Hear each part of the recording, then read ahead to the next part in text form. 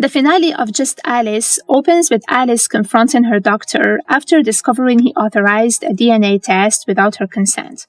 The results? She is having twins, 2 boys. But something in their genetics doesn't add up.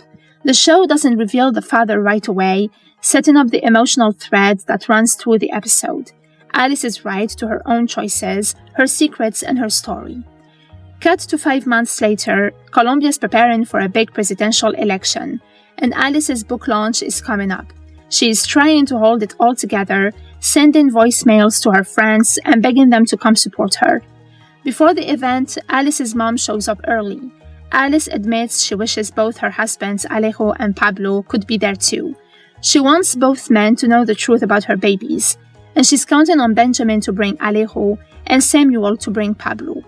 As the hours tick down to her book launch, we see how far Alice and everyone around her have come. Susanna's finally at peace with who she is, accepting that she doesn't need to change to be loved. Rita gets her happy ending, marrying Vicky, a reminder that love doesn't always fit a single mold. Pablo's good works as a priest are catching attention from the Vatican, and Alejo returns from New York, unaware that fate's about to tie him back to Alice in the most unexpected way. Pablo's supposed to travel soon, but Samuel asks him to hold off and come to Alice's launch instead. Samuel explains that Alice not only donated money to Pablo's foundation, but also sent a full report of his work to the Archbishop. That report is why the Vatican noticed him. Alejo's editor Simon tells him Alice secretly paid off the entire debt using her royalties from her first book. He wants Alejo to show up at her launch and thank her properly. Alice, now a published author, is ready to face the world, her past, and her 2 great loves. During her speech, she opens up about guilt, judgment, and womanhood, how society labels women selfish for choosing themselves or crazy when they break the rules, but she's done apologizing. As she is speaking, both Pablo and Alejo quietly walk in. Alice keeps going, saying she chooses to live without guilt, to own every part of who she is, and just as she is bearing her soul to the audience, her water breaks, because of course life doesn't wait for perfect timing. At the hospital, everything comes full circle.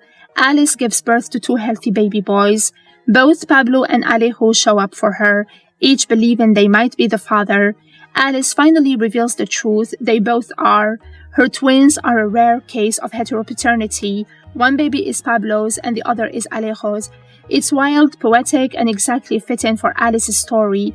She tells them she kept the truth hidden not out of shame but out of love, to give them the freedom to pursue their own paths without guilt or obligation.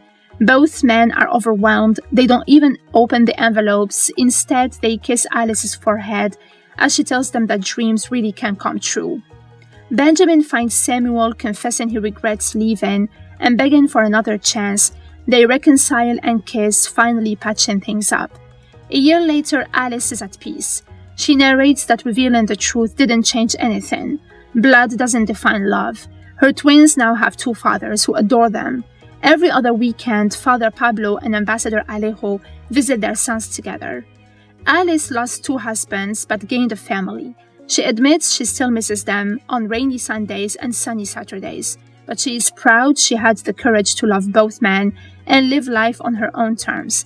She looks at her children and smiles, saying that when she sees how it all turned out, she thinks she did pretty well. And that's really what Just Alice is about in the end. The courage to choose yourself even when love, tradition, or society tells you not to. Alice's story isn't about who the father is. It's about a woman reclaiming her narrative. She is no longer torn between 2 men or 2 versions of herself. She's whole, content, and finally free. Because sometimes doing the right thing isn't about following the rules, it's about writing your own.